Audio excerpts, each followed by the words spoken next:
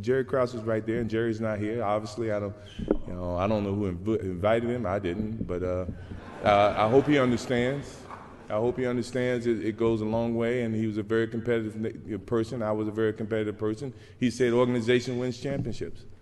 I said, I didn't see organization playing with the flu in Utah. I didn't see him playing with the bad ankle.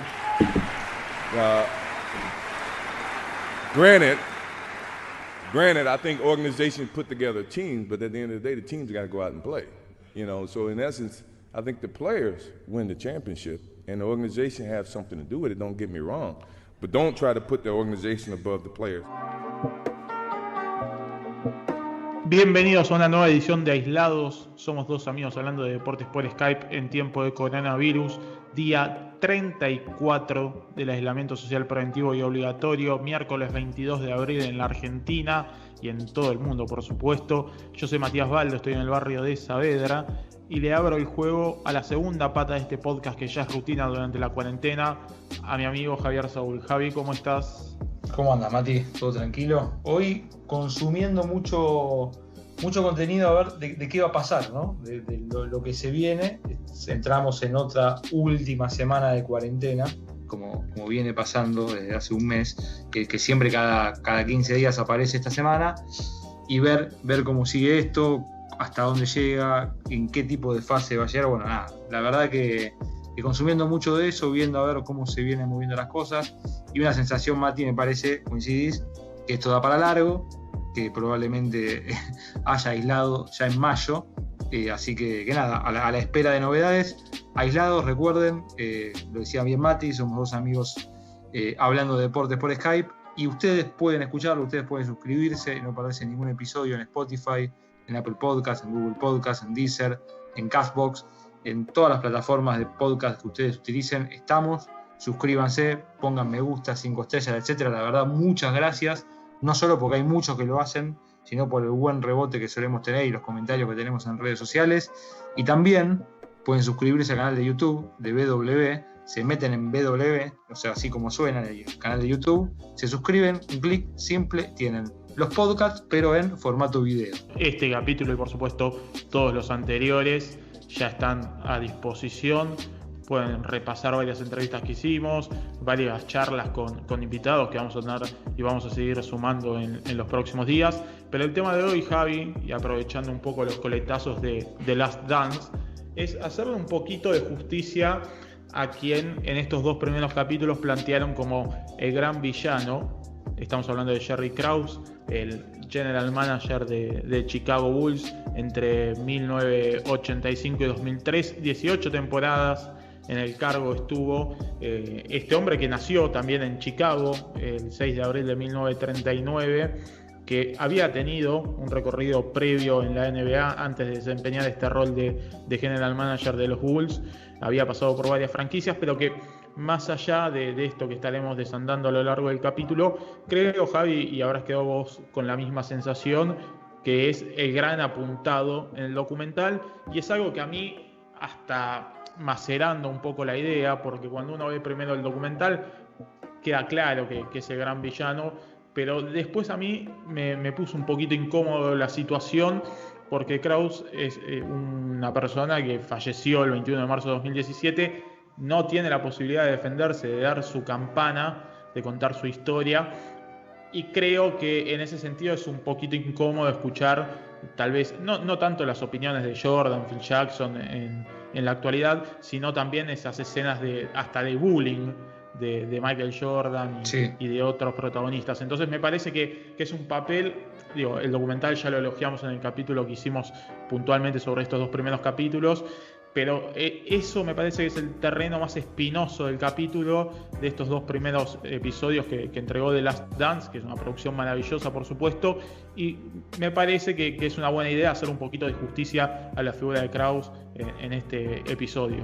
Sí, porque, a ver, bien lo planteabas, es el villano, es el antagonista, pero la sensación también puede estar que está exagerada la posición de villano, que trataron de buscarle un poco un rival a eso Chicago para explicar, obviamente a través de Krause se explica el último baile, se explica The Last Dance, pero cuánto de lo que está planteado no está exagerado, y segundo, cuánto de lo que está planteado no está, digamos, a propósito para que funcione el documental y al mismo tiempo, bien lo marcabas, sin respuesta de todos los protagonistas que aparecen ahí, o por lo menos de los más importantes, de los buenos, de los malos, de los más o menos.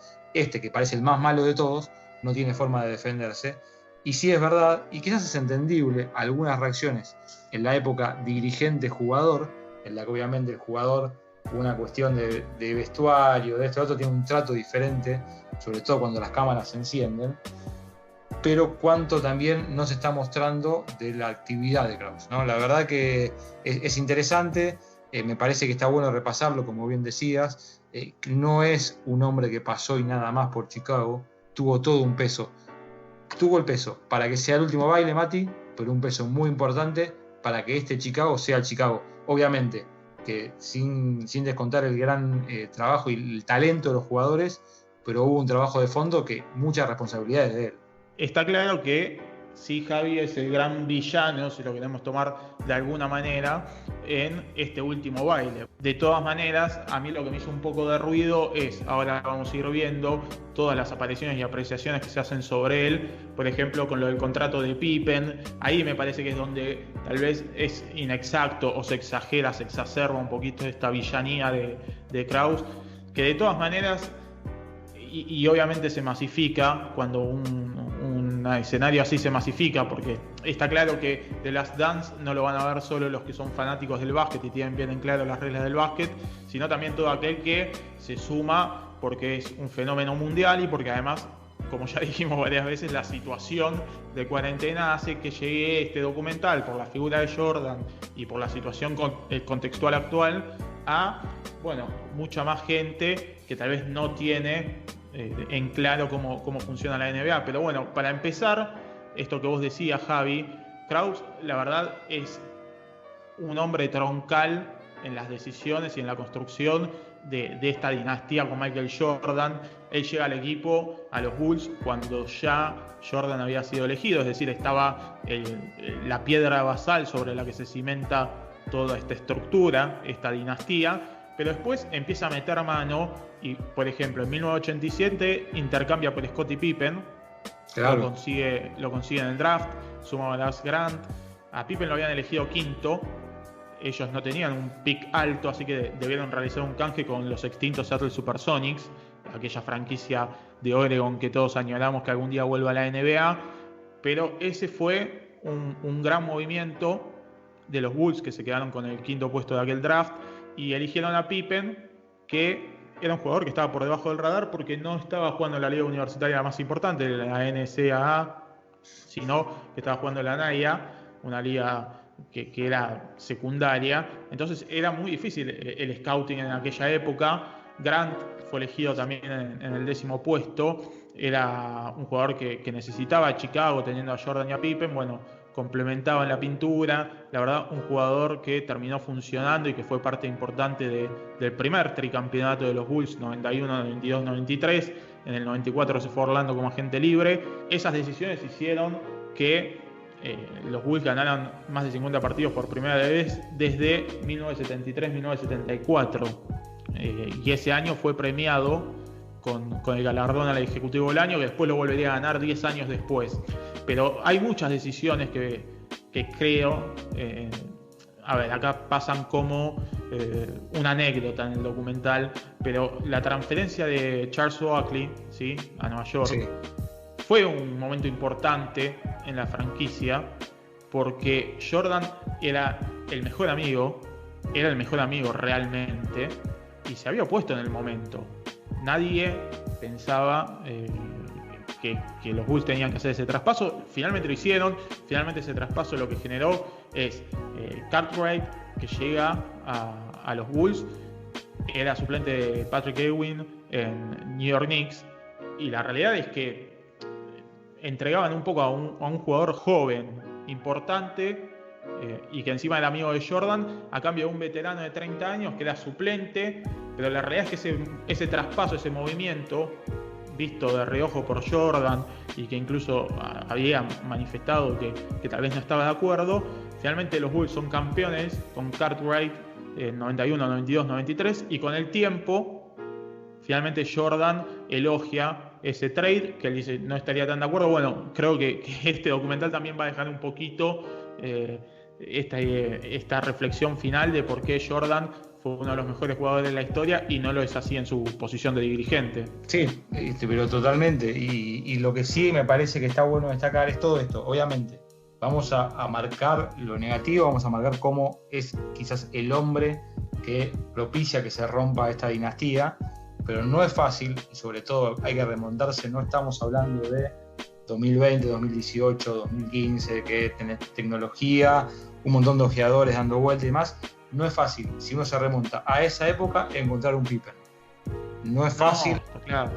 No es fácil encontrar a Grant. No es fácil encontrar a Pippen, que ahí sí, y eso lo muestra el documental, con la gorra de Seattle Supersonics, cuando le dicen, me parece que no va a ser a Seattle, y básicamente va a Chicago.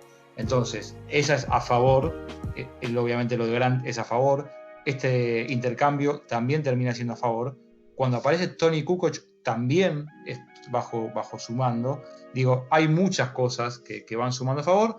Obviamente, y sí me parece que está planteado, y así es el episodio de hoy, la duda es si es realmente el malo de la película. Eso probablemente a la luz del documental sí lo termine siendo, porque termina destruyendo a la dinastía, pero todo ese currículum previo, todos esos aciertos, las gemas que va descubriendo en una época que era muy difícil de descubrirlas, me parece que tienen que jugar un poco a favor.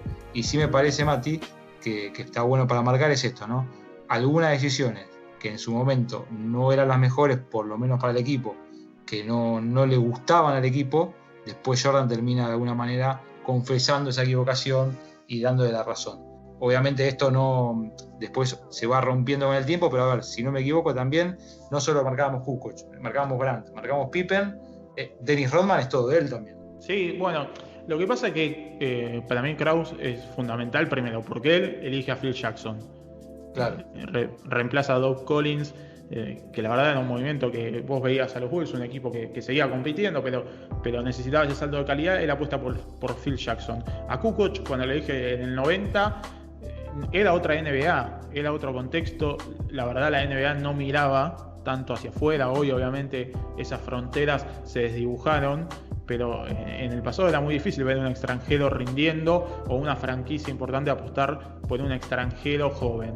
Kukoc fue drafteado con 91 años, después fue mejor sexto hombre en el 96, fue 3 veces campeón, pero incluso cuando Jordan se va, anuncia su primer retiro, que tiene esa temporada jugando al béisbol y demás.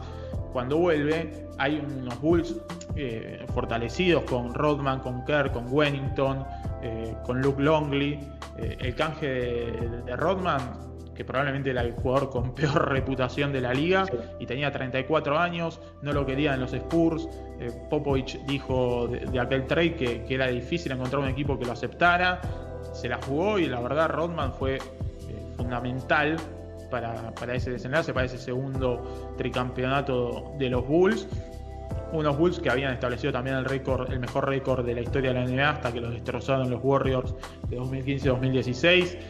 Krause es un hombre fundamental y podemos hablar de este error, un grosero error, porque como lo hablamos en el episodio que le dedicamos a los 2 primeros capítulos de la serie, hoy sería impensado que un general manager diga, bueno, tenemos que destruir este núcleo que nos llevó a ser campeones, que nos mantiene como campeones en la temporada siguiente. Eso es algo que sí me parece que acierta Jordan, que dice, bueno, está bien, pero déjennos jugar hasta que perdamos, y el día que perdemos desarmamos todo. Sí. En eso yo creo que tenía razón. De todas maneras, no se puede negar que Krause fue un genio, que fue un hombre fundamental para esta estructura, y así como, a ver, se menosprecia un poco el trabajo de los gerentes, de las organizaciones, pero de todas maneras yo creo que esto es un éxito de 3 patas, como siempre digo, en todos los deportes. Vos tenés que tener alineado a la gerencia, en este caso, al técnico y a los jugadores. Cuando están las 3 partes, funciona. A veces se puede ganar igual con 2 de las 3 partes. Bueno, la temporada de Last Dance un poco es eso. Ya sin un Krause decidido a que ese equipo sea campeón, les deja el paño libre y le dice a Phil Jackson: esta va a ser tu última temporada, por más de que ganen los 82 partidos. Finalmente sale campeón y mantiene su palabra. Y ahí es donde yo creo que está el gran villano, Javi, que es el dueño de Chicago Bulls, porque estamos hablando de Jerry Reinsdorf, que por supuesto, yo lo comenté esto en Twitter y alguno me decía: bueno, pero es dueño de muchas franquicias, tiene justamente, confía en Krause y en el general manager para delegar. Pero la realidad, Javi, es que si vos sos el dueño de una franquicia como Chicago Bulls, 6 veces campeón, y tenés a Michael Jordan, a Phil Jackson de un lado y a tu general manager del otro, alguna decisión tenés que tomar. Entonces, apoyar a tu general manager evidentemente fue la decisión, porque si Phil Jackson y Jordan terminaban afuera de los Bulls, bueno, yo creo que el gran culpable ahí, en definitiva, es el dueño que apoyó esa decisión. Digo, si tenemos que buscar un culpable, porque si yo soy el general manager, puedo decir: mirá, me parece que se terminó esta etapa y hay que rejuvenecer el plantel y hay que renovar, pero el que tiene la voz y el voto definitivo es el dueño. Un dueño que también decide ahorrar en salarios. Digo, claro, ninguno de estos movimientos, por más de que el dueño en el capítulo diga que él le había recomendado a Pippen no firmar ese contrato, que ahora vamos a hablar del contrato de Pippen, la verdad es que la plata sale de su bolsillo y si no quería pagar, no pagaba. Entonces un poco el general manager también hacía lo que el presidente le decía. Por eso creo que ahí está un poco tergiversada la imagen de Krause y también obviamente del dueño de Chicago. Sí, a ver, ninguna de las patas son santas, por decirlo de alguna manera. Obviamente que las 3 patas funcionando, las patas que sean necesarias dentro de una organización, tienen que funcionar todas a la par para que esto vaya para adelante. No es solo el talento, probablemente haya estructura y demás. Lo raro, y sí, estoy de acuerdo con lo que planteás, es esto: vos tenés a Jordan, vos tenés a Phil Jackson y no lo aprovechás. Es tanta responsabilidad de un general manager como de el dueño del equipo, que de alguna manera tiene que ver hacia abajo y decir, porque a ver, y esto un poco lo venimos marcando desde que se estrenó la serie documental, estos Chicago Bulls, viéndolos a la distancia, uno dice qué buen equipo, el de Jordan y demás. Planteándolo a la luz de la historia de la NBA, es el equipo que quebró la NBA, que globalizó la NBA, quizás el mejor equipo de la historia de la NBA. Entonces es muy difícil en ese momento decir no quiero esto. Realmente hay cierta responsabilidad de más patas, además de la de Krause, y estoy de acuerdo en eso. Me parece que hay un error global y lamentablemente ahí se rompe una dinastía que obviamente ya en el último año empezaba a tener demasiadas grietas. Sucede igual en muchos de estos grandes equipos que de repente se empiezan a agrietar. Una es, y bien lo marcabas, Mati, el contrato de Scottie Pippen. Un contrato, uno de los mejores, quizás el mejor 2 de la historia, uno de los mejores segundos de la historia en esto de compañeros de equipo, y que nunca estuvo a la altura en el pago. Sí, igual yo me voy a meter con el contrato de Pippen porque obviamente hablamos un poco de la masificación y que llega el documental a estamentos que tal vez no están habituados al mundo de NBA o al básquet. Y la realidad es que el contrato de Pippen, esto es lo que a mí más me hizo ruido del documental, se plantea como que la dirigencia de los Bulls, bueno, no le actualizaba el contrato, no se lo quería pagar, o que Krause era el culpable por esta situación de un contrato que estaba muy por debajo, y se remarca en varias oportunidades, muy por debajo de lo que debería haber sido. Pero me parece un poco injusto y me parece que está un poco desmedido en la magnitud que le dan en el documental, que es algo que sucede en la NBA. Es decir, vamos a lo concreto. Pippen firma un contrato de 7 años por $18 millones en 1991. En ese momento, el dueño de los Bulls contaba ya en esa época, porque voy buscando un poco más de información, en una nota del New York Times está el mismo textual que da en el documental, esta recomendación de decirle a Pippen: mirá, si vas a firmar esto, yo te recomiendo que no, porque después, si firmamos esto, no podemos renegociar. Es decir, no puedes venir en 3 años y decirme quiero más plata.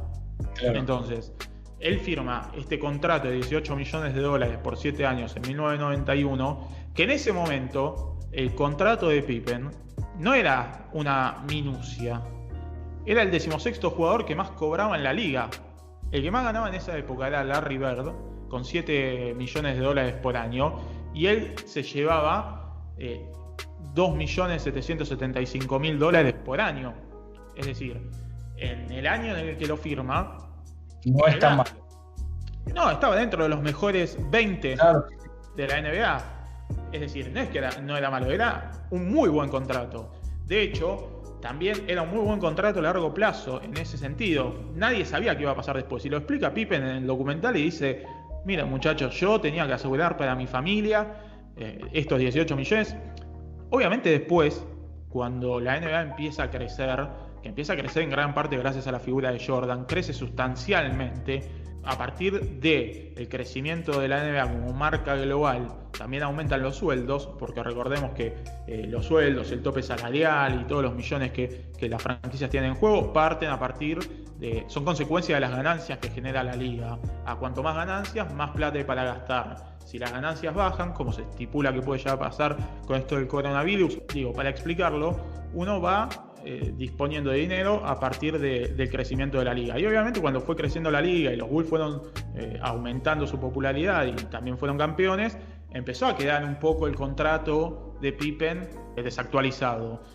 Llega a su último año del contrato ya en el puesto 122. Claro. 16 sueldo.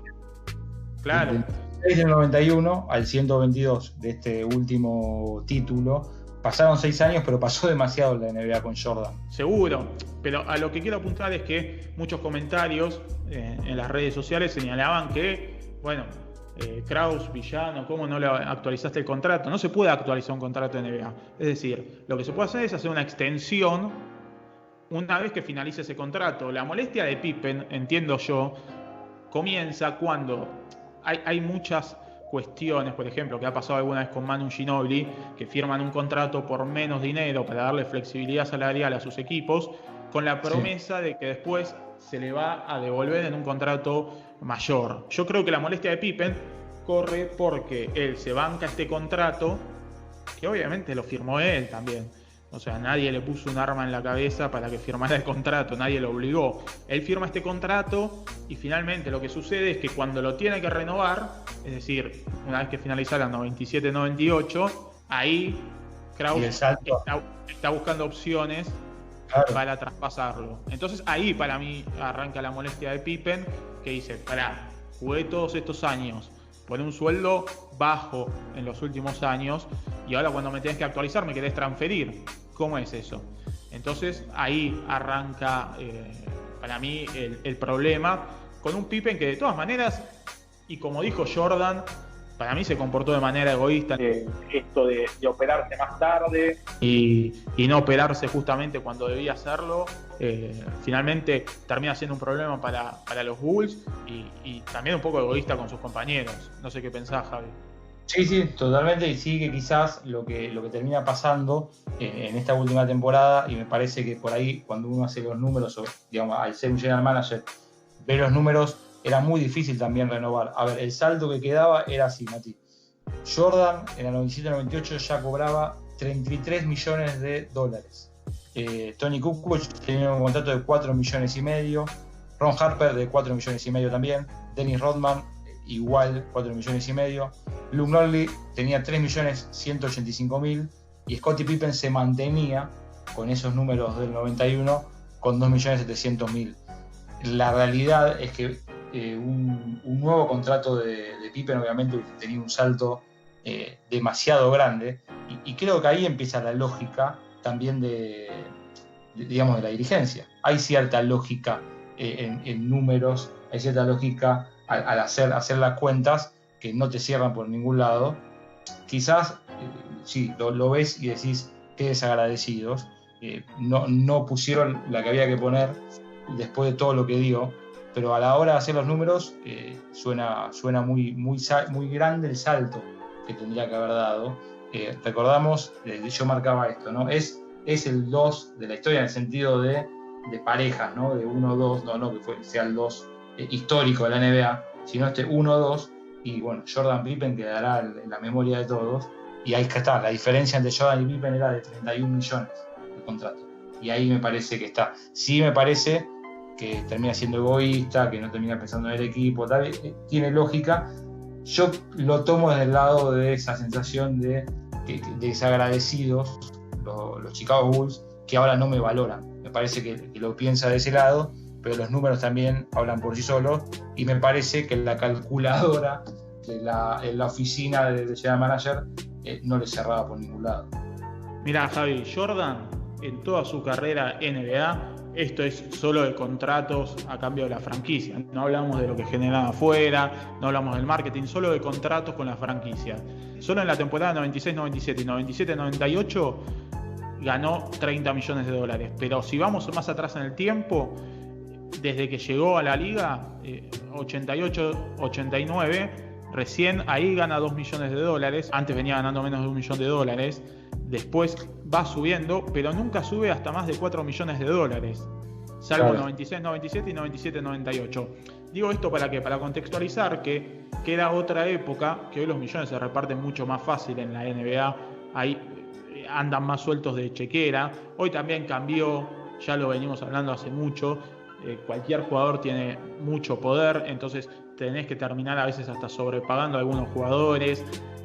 De todas maneras, me parece que hay que estar en el contexto en ese momento. Después Pippen se va a Houston y recibe un contrato sideral, suculento. Pasa a ganar 11 millones de dólares en Houston. Después en Portland gana 14 millones, 13, 18, 19. Y después vuelve a los Bulls en 2003-2004. De todas maneras, a mí lo que digo, juzgar a Krause por no querer pagarle lo que Pippen quería, la verdad que ese contrato de Pippen para mí es uno de los mejores contratos en la historia de la NBA desde el lado de las franquicias. Tener a un jugador como Pippen pagándole tan poco es un golazo, digo, porque hoy algunos me marcaban, viste, es una estafa o es inmoral hasta en algún punto. Bueno, la verdad es un contrato que firmó él, que a la franquicia los beneficia, y esto es algo que va a seguir pasando y pasará. Y el caso más cercano que tenemos tal vez es el de Stephen Curry, que cuando ya era campeón de NBA y era MVP y era figura de los Warriors, estaba en el puesto 120 de los mejores pagos de la NBA. O sea, no estaba dentro de los 100 mejores. Después, obviamente, se actualizó el contrato una vez que terminó su contrato. Tal vez Krause pensaba que Pippen no podía repetir las cifras que había tenido hasta ahora. Cuando se va de Chicago tenía 32 años. La realidad es que nunca volvió a alcanzar el protagonismo que había tenido en Chicago. Nunca volvió a alcanzar las cifras que había tenido en Chicago. Por supuesto, siempre dijimos, es uno de los mejores aliados de una figura como fue Jordan, pero después nunca alcanzó ese nivel que había tenido en Chicago al lado de Jordan. Entonces me parece que bueno, eso es juzgar sin demasiada coyuntura, es difícil. Igual Krause después algunas frases lo complicaron también en su salida de Chicago y en ese momento especialmente. Sí, bueno, hay una frase que lo marca, que él después de alguna manera se justifica, y sí me parece que, a ver, cuando decimos las grietas, empieza a grietar Chicago, un poco es, obviamente, los momentos con Phil Jackson, con Jordan, contrato de Pippen, algunas reacciones que hay del equipo hacia él y demás, pero él dice, los jugadores y entrenadores no ganan campeonatos, lo ganan las organizaciones. Lo que él después intenta explicar es que los jugadores y entrenadores solos no ganan campeonatos, pero bueno, ya está. O sea, el textual lo termina condenando. Obviamente habrá cierta responsabilidad del periodista y un poco de justificación desde su lado. Él lo sigue defendiendo, eso sí está claro, a lo largo de todo lo que después él siguió, mismo se ve en el documental. Dice, bueno, yo aclaro que solos no ganan campeonatos, pero sigo pensando que es así, que digamos, las que ganan son las organizaciones, y eso me parece que lo termina condenando, termina, enterrando ya, cuando ya estaba todo quebrado, lo termina de romper por completo, y obviamente eso ya le provoca además una enemistad que se mantiene en el tiempo con personajes como Michael Jordan, y nada más ni nada menos, que es el mismo Jordan que ya lo empieza a despreciar, no solo como jugador de básquet, Mati, sino ya cuando no es jugador de básquet. Sí, una vez que se da su ingreso al Salón de la Fama, en ese discurso famoso, que dice que bueno, que él no lo invitó, que nunca había visto una organización jugando con gripe contra Utah como lo hizo Jordan, o con un tobillo lastimado como lo había hecho Jordan. De todas maneras me parece que esa es una discusión chiquita a ver, está la frase, si la frase está sacada de contexto es un error del periodista, es un error también de él por pronunciarla. La verdad es que creo que a Krause todo esto que tenía de genial también lo tenía de ególatra, y su propio ego le termina jugando una mala pasada, queda como el villano de esta historia, pese a que obviamente, como señalamos, tiene muchos méritos en esta historia. Así como no se explica la historia sin Jordan, yo creo que tampoco se explica sin Krause. Es contundente decirlo y tal vez suene fuerte, porque no es que lo estoy poniendo a la altura de Jordan, pero sí creo que tenés que tener las tres patas que funcionen. Tenés que tener un coach como Phil Jackson, tenés que tener un crack, el mejor de la historia como Michael Jordan, y tenés que tener un dirigente, un gerente que sea capaz de armar equipos que potencien a esa estrella. ¿Cuántas veces vimos, Javi, en el básquet, en el fútbol, en cualquier deporte colectivo que quieras buscar, a cracks desperdiciados porque o fallaba el entrenador, o fallaba la dirigencia, o fallaban los refuerzos? Podemos hablar de 1000 casos, el de Jordan no fue uno de ellos. Después, obviamente, si agarramos solamente la última temporada del último baile de Chicago, ahí sí Krause le pifió, cumplió, creo, con un papel villanesco, pero si vamos a toda la historia completa, me parece que el balance termina siendo más que positivo, porque hay 6 campeonatos en Chicago y los 6 tienen el sello de estos 3 nombres propios de los que hablamos. Me parece y espero que el documental después lo deje mejor ubicado. Te repito, es lo que más incómodo me dejó, porque siento que se toca como de costado la influencia que tuvo Krause, y además es una persona que hoy no puede contar su historia. Entonces me parece que es un poco injusto de ese lado. Sí, un debate que abrió esa serie documental, una serie documental que se esperaba mucho y que justamente necesitaba este juego casi de película, en el que aparezcan protagonistas que caigan bien, aunque Jordan anticipó que no va a caer demasiado bien, pero veremos cómo sigue avanzando. En principio, lo peor que tiene Jordan hasta el momento es sus ganas de ganar. Veremos si eso se potencia con algún maltrato y demás, pero por lo menos en los 2 primeros capítulos no lo muestran de tal manera, más allá de alguna reacción y esas ganas de competir permanentemente. Necesitaba un villano, lo encuentra en Krause. A lo largo de este episodio, la idea puede ser que abrumen los números, abrume el ida y vuelta, pero es un poco poner en contexto a Krause. Quizás no es tan malo de la película, sí tiene cierta responsabilidad en el cierre de esta película ganadora de Chicago, pero tiene mucha responsabilidad también en el camino, en llegar a eso. Hay nombres que se caen propios, digamos, por su elección. Aparece un Pippen y es todo de él. Potenciar el equipo alrededor de Jordan es todo de él. Phil Jackson es todo de él. Entonces sí me parece que, y a ver, el ejemplo más claro, Mati, y lo podemos traer a lo que uno ve en Argentina y en el fútbol, que es lo más popular por acá, es uno va al Mundial de Rusia 2018 con un Messi, pero con una dirigencia y con un entrenador que nunca está a la altura del crack. Muchas veces se le carga al crack, pero obviamente tiene que haber otras patas. Jordan se explica a través obviamente de Jordan y su calidad, pero también a través de Phil Jackson. Phil Jackson se explica a través de Jordan, y los dos se explican a través de una organización como Chicago, que los contenía y que realmente estaba preparada y logró reunir un equipo alrededor de ellos que valía la pena y que podía dar estos títulos. Sin dudas. Para hacer un paralelismo, cuando comparamos a 2 deportistas mágicos y de los mejores de la historia de su deporte, la comparación con Messi es bastante exacta. Es un poco lo que pasa ahora en el Barcelona, no llegan los refuerzos que tienen que llegar para la renovación, y la verdad es que Messi lo sufre el equipo, y por más de que tengas el mejor del mundo, no te asegura nada si no hay un trabajo fino del técnico atrás, si no funciona la dirigencia. Es complicado, es un trabajo en conjunto. A veces genios de la magnitud de Jordan y Messi te pueden ganar un campeonato igual, porque la verdad estamos hablando de los mejores jugadores de la historia de sus respectivos deportes. Probablemente Messi podemos hacer la discusión con Maradona, pero están ahí. Jordan es indiscutible. Entonces puede pasar, pero cuando todas las piezas se encajan, obviamente es mucho más fácil, y no es fácil justamente ganar 6 campeonatos NBA como lo ganaron los Bulls. Entonces creo que todo esto sostenido habla de que Krause era un gran general manager, se termina equivocando en el final. Ese desenlace que vos marcabas muy bien, Javi, recién, termina siendo el villano de esa última película, pero si es una serie, durante 10 temporadas fue exitosa, y en una que igualmente terminó siendo exitosa, se rompió algo y finalmente, se termina destrabando y desarmando esta dinastía, que fue una pena porque tal vez le quedaba hilo en el carretel, nunca lo sabremos. De todas maneras, esperemos haberle hecho un poco de justicia a un general manager que para mí, sin dudas, es uno de los nombres importantes en la historia de la NBA, está dentro de los mejores general managers de la historia. Queda un poco manchado con este lunar importante que le queda a su currículum, pero no hay que descartar por eso todo lo que hizo antes, que me parece que en el documental pasa muy por encima.